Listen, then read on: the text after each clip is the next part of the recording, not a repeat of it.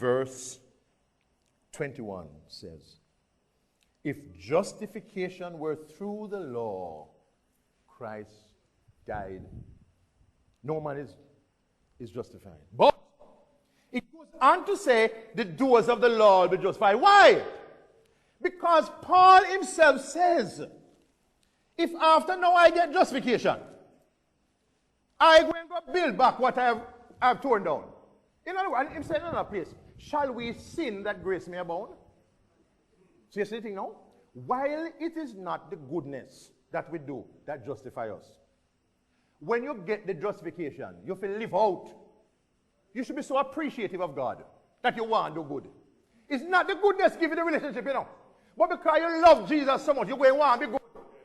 And your life going to be changed. That is why the doers of the law will be justified. It's not a contradiction in the Bible. Muta and them don't understand the Bible. They have the spirits, they don't understand these things. The Bible said the workman must not be ashamed, rightly dividing the word of truth. These things are spiritually discerned. The natural man can't receive them. You can't be, it's not an intellectual brightness and who have degrees. And no, it's not intellectual thing. These things is beyond intellect. They are through the spirit. That bright man will know that. That bright man search and can't find these things. When you humble yourself, the Lord teaches you. I'm enjoying this class in the course. And I want you to stay with me and be back. Sorry, I'm taking the time. I'm not going through the way the normal Sabbath people them do it and get a whole text. No! It's a lazy method. I want something to be changed. I want some perspective to change as a result of this. I want you to go and see the scriptures differently and even seeing Jesus differently. A deeper appreciation for our Lord and what he has done to secure our justification. So, when you look at all the texts, everything we say, any text you can think of right now, think of a text that there's negative. Or think about the experiment. Whether it's through Romans or Ephesians. And, you know, if you want, Ephesians 2 is another negative, negative passage about the law.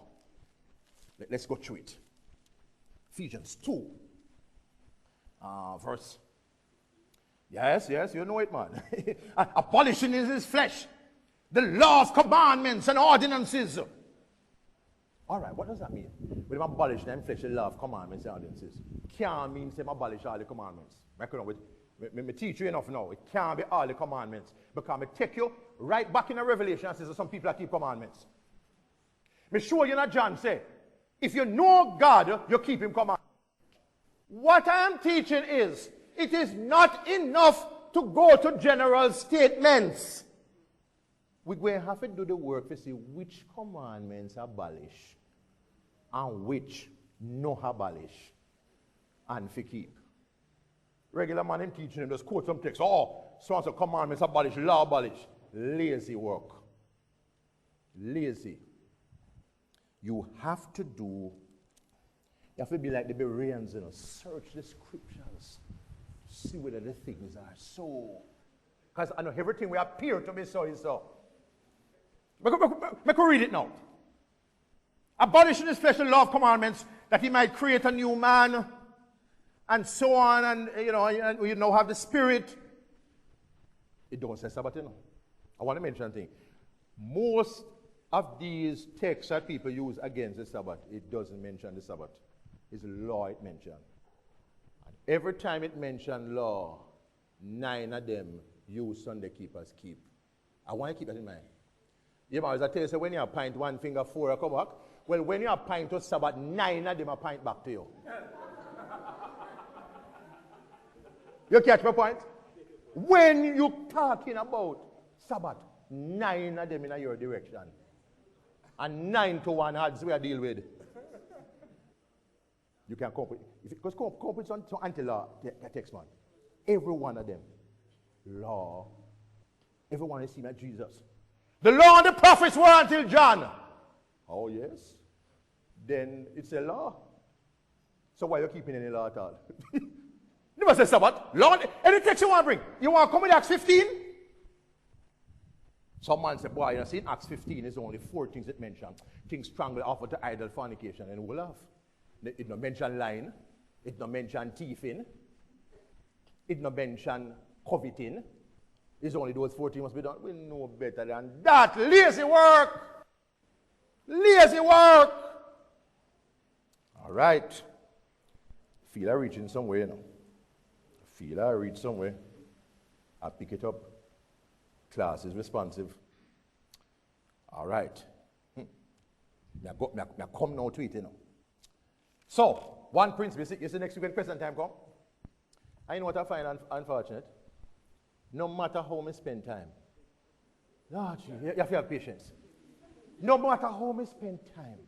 I bet you, come out next week and say, somebody will get up. And the same thing we spend the last hour talk about.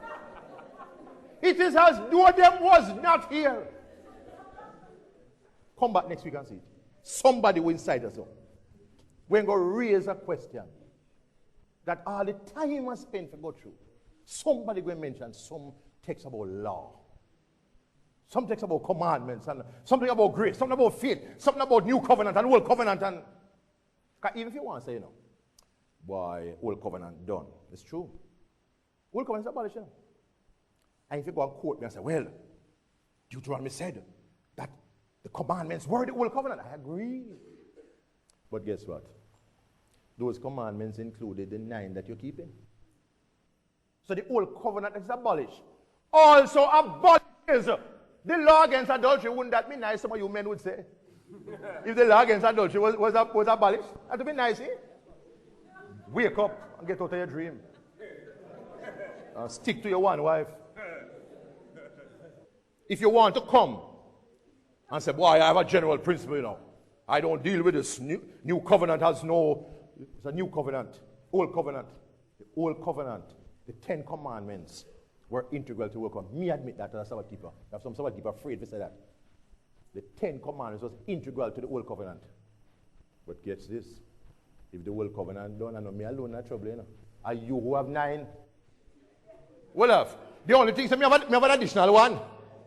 That's the only trouble me now. Because me I keep one more than you. But you are no problem too. So you have to go say no. You have to go say the 9 come back. You have to say that because the 9 were restated in the New Testament. In other words, we see where you're not supposed to lie in the New Testament. You see where you're not supposed to commit adultery. You see where you're not supposed to kill. But you don't see where Sabbath come back. No. Well, you see what I'm doing? I'm isolating the arguments. I am isolating the arguments now. You know, when I think about it, the real anti-Sabbatarian argument only comes down to a few. One, you see Colossians 2:16, which I'm not going to deal with this evening. Only serious people. Next week, Colossians 2:16. In other words, no. A Sunday man could say, there is one passage that directly tells us the Sabbath done. And you Seventh-day Adventists who are here, you better reckon with that. There is one passage.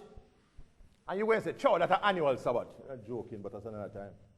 There's a passage that says, let no man judge you. And we Sabbath keepers are judge other people and I tell them must keep Sabbath. You see, the Sabbath argument, it will come down to that. It will come down to Romans 14, 1 man's esteem a day. Because those passages really do seem to be saying that this 7th-day thing really, a man can take Sunday or Friday. Or it comes back to the point that unless, here's the point now. Here is how it could be. The old covenant had the whole 10 commandments in it. When Christ come, the whole thing done. Therefore, we have to wait to see which one he mentioned. I mean, there was that covenant and it done. Everything with it gone, including the law against adultery. So we must assume that everything gone with it. How we know which one we keep back now is which one Jesus teach. Your man named Carl Mitchell,